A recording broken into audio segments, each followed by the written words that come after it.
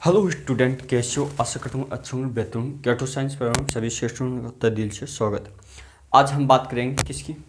Sound की। Sound क्या होता है? साउंड एक प्रकार की ऊर्जा होती है, एनर्जी होती है, आप जानते हैं। आप बात करेंगे हम साउंड यानी किसके द्वारा उत्पन्न होते हैं। यह वस्तु में कंपन के द्वारा साउंड उत्पन्न किया जा सकता है। हर कंपन साउंड नहीं होता है, हर कंपन यानी ध्वनि नहीं होता है। अब बात करेंगे साउंड के वेव की, यानी साउंड ऑफ द वेव यानी ध्वनि की तरंगें। अब बात करेंगे, अब देखते हैं कि ध्वनि को माध्यम की आवश्यकता होती है। क्यों? क्योंकि ध्वनि एक यांत्रिक तरंग होती है। अब यांत्रिक तरंग होने के कारण ध्वनि किस प्रकृति की? अनुदैर्ध्य प्रकृति की। अब यांत्रिक तरंगों को माध्यम की आवश्यकता होती है, इसलिए ध्वनि को भी माध्यम की आवश्यकता होगी। जैसे ठोस, द्रव, गैस, यानी ध्वनि माध्यम में ही संचरित करती है। सबसे ज़्यादा ध्वनि का वेग किस में होगा? ठोसों में होगा। इसी कारण इस्पातों का वेग सबसे ज़्यादा ध्वनि में इस्पात का होता है। अब क्या हुआ? ध्वनि का वेग अधिकतम इस्पात में होता है, जबकि निर्वात में न्यूनतम होता है। यही कारण है कि अंतरिक्ष यात्रियों को दोस्तों जब चंद्रमा पे जाते हैं तो वहाँ एक दूसरे की आवाज़ सुन नहीं पाते, क्योंकि वहाँ किसी प्रकार का माध्यम नहीं होता, इसलिए वहाँ निर्वात होता है। निर्वात में ध्वनि का वेग सदैव ही न्यूनतम होता है, यानी शून्य होते हैं, है ना। अब आपको क्वेश्चन ये पूछा है कि ध्वनि का वेग अधिकतम कहाँ होता है? ठोसों में होता है ना, जबकि न्यूनतम या जीरो कहाँ होता है? निर्वात में होता है। ये तो थी ध्वनि की मुख्य धाराएं, मुख्य बातें।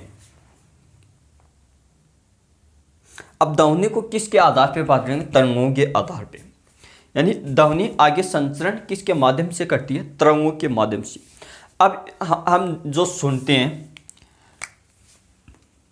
आवृत्ति, आवृत्ति इसको न्यू वार से लिखेंगे। न्यू से, न्यू वार अलग चीज होती है ना। अब क्या न्यू आवृत्ति होगी? हमने क्या पढ़ा फिजिक्स में? E बराबर एच न्यू, ठीक है, ये बात हमने पढ़ रखी है। अब क्या है, एक चीज हमने ये भी दिखे, न्यू समानता 1/λ, ये भी पढ़ रखी है कि जिसकी आवृत्ति ज़्यादा उसकी तरंग दैर्ध्य कम होगी, है ना। ये चीज़ हमने एमटीआर में पहले से पढ़ रखा तरंगों के पार्ट में। ई बराबर ये और एक ये होता है ई बराबर mc²।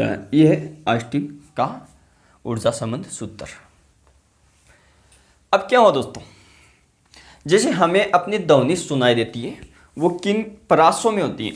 यानी यहाँ परास, आवृत्ति के परासों में हम नाप देंगे।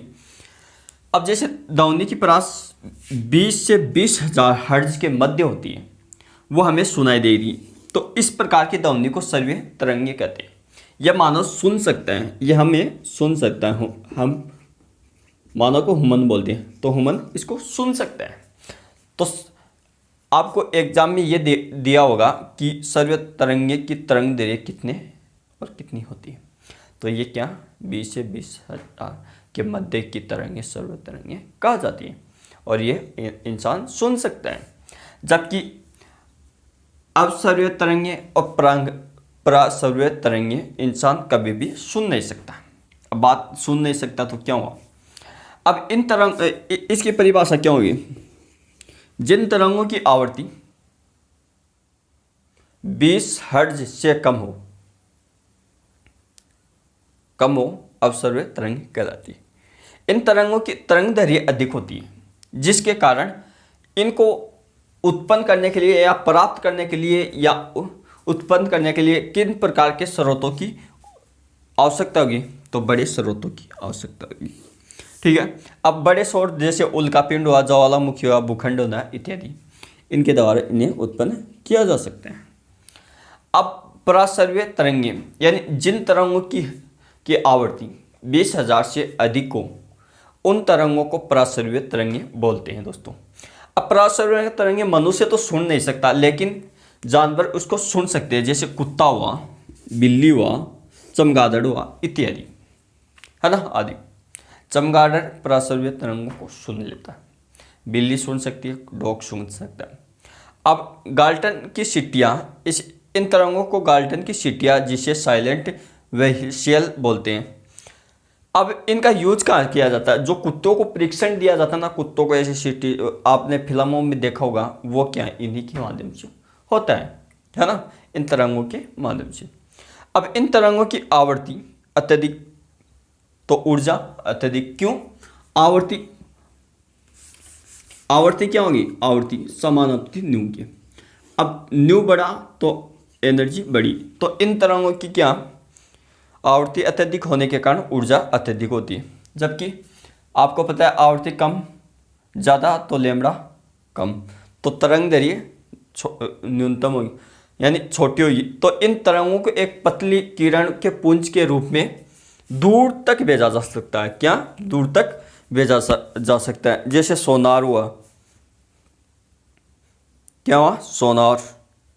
अल्ट्रासोनिक मशीन, यानी किसी वस्तु को खोजने में, स्वचालित दरवाज़ों में, दरों को गर्म करने में, यानी इनका उपयोग इनमें किया जाता है ना।